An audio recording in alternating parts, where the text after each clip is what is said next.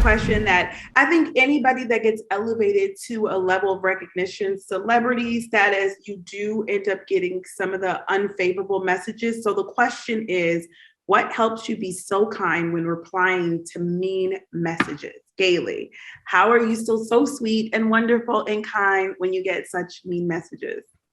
Yeah, I mean, I love this question. I've been very fortunate that they're few and far between, right? The outpouring of love and support has been, I'm beside myself, but there's definitely, the hurtful or accusatory questions that come through. And a couple things happen, right? When I read that. First is I take nothing personally. I take nothing personally because this person doesn't know me personally. So if you're being bullied by somebody who doesn't know you, then there is zero merit to put into what they're saying. And then that allows you to step back and take yourself out of the situation because it doesn't actually have anything to do with you or what you posted or what they're upset with you for. And instead you have to think, this person is putting so much negative energy into attacking a stranger.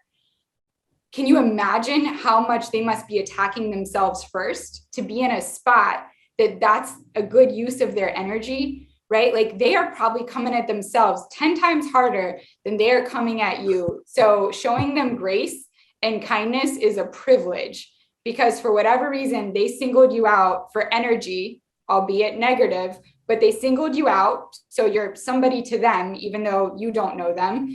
And they're exerting energy towards you. And if you have an opportunity to be kind back, why would you not? And something that does bother me is when people, see my responses and that I'm being kind when they're being mean and they're like, yeah, kill him with kindness. I get frustrated with that because I am in no way trying to kill them with anything, because then that's actually like false positive that I'm then putting back because I'm actually trying to take them down by being kind. And I don't believe in that. I think you should revive them with kindness by showing them kindness when they're maybe not showing you that, maybe helps them understand that they're still being met with kindness, and maybe that helps revive them into changing how they think or maybe how they're attacking themselves that day. And I also think that people who have been through some really dark stuff are the people that have more depth and more empathy and more of the ability to feel when other people are hurting, because we all know hurt people and unhealed people take everything personally. Healed people take nothing personally, right? So if somebody's taking something personally, they are not healed, and you want to have empathy for whatever they're going through, because everybody's fighting something. So that's my thought process there. Man, I would, wow. I just learned something from Galey right here, because I want to slide in your DM and ask you to meet me face to face. That's how I want to handle it. And then we'll see how you are when we up on each other. That's real. I'm that other Christian, you know what I mean? The one that's not really all, you know what I'm saying? And so it's sort of funny, man. What she's saying is absolutely true. I tell you something that happened when Marjorie and I first got married. We were getting just beat up on the internet, man. I mean, man, we were taking a beating every day. The Inquirer magazine was writing a lie about us. There's blogs was coming out with a lie. False stories was coming out about a lie. And we started to go back and file lawsuits, and we hired this lawyer name, I can't say his whole name, but his first name was Tony. And we were telling him how frustrated we are, and we sick of all these lies, and we sick of these bloggers, and blah, blah, blah, blah, blah, blah, blah, blah, blah, blah, blah. And he looked at us, and we got through talking. We talked for 30 minutes. We had presented all this stuff.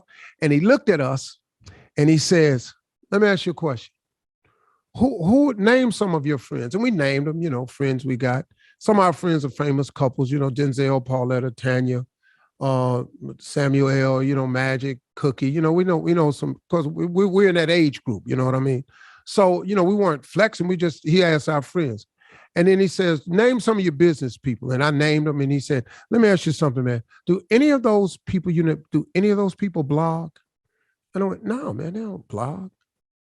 He said, have any of those people called you about any of the blogs? I went, no. He said, you know why? Because they don't. And he taught me a very important lesson. He said, people who blog are not decision makers, they're not shakers and movers, and they're not power brokers. Your life, Steve Harvey, is to be a decision maker, a shaker and mover, and you are a power broker. Those people who blog don't do any of that. So what power do they have in their life? He said, man, have you gotten a call from any of your business people to cancel any of your businesses because of one of these blogs? I went, no. He said, has anybody in the TV world said you can't come on TV anymore because we just read this? I said, no. He said, what? So you want me to sue who now? He said, it's going to cost you hundreds of thousands of dollars for me to go find all these people. He said, can I assure you they have nothing? And so what are we talking about? And I had to learn. And she has a site where she's helping people. You know, she answers questions on her blogs, you know, gives them referrals and stuff like that. That's a great thing. I don't respond to anybody. I wish I could do like Beyonce. Beyonce posts and she ain't got no comment section. Feel how you want to feel. I'm Beyonce knows, partner. She just posts. Feel how you want to feel. And so, you know, listen, everybody out there, I was listening to Bishop T.D. Jakes one day, and he said, people don't talk about you for nothing. They talk about you because you winning. They don't talk about people that ain't winning. Look, when you get them comments, it's cause you winning. And Galey said it best. Hurt people hurt. These people out here are hurting, so now they want to, that's not your business. And then one last thing, Joel Osteen taught me something. I always listen to a lot of spiritual cats because I need that, you know, to help calm down the dude that wants to slide in your DM and ask you to meet me face to face. I have to constantly pray for that dude right there because he ain't rap right. You know, that's why that old Steve Harvey is still very much alive. You know how people say they got saved and they got washed white as snow. I didn't get that version. I got rinsed off. I didn't get the wash white as snow, saved and born again. I just got rinsed off. And so the dirt that's still on me makes me want to, so I have to pray for this guy. Joel Osteen said, people's opinion of you is none of your business, nor should you make it yours. And I went, I'll be doggone. It's really not. What you think of me is none of my business. And Galey said it best. They don't even know me. Most people don't even know you. You're going to get some hurtful comments from some family and from friends. That's going to come. But the rest, most people don't even know you. And so, you know, those are the things that I learned, and I agree with her 100% about the way, handle it the way Galey said, do it, folks. That's the best way to do it. Don't take the Steve Harvey approach. Don't ask to meet face to face, because then I got bodyguards and it's not going to work out. That's when the HR in me will say, yes, please do not do that. Please do not. No, but yeah, I hear you, because sometimes, you know, you don't, the old you still there.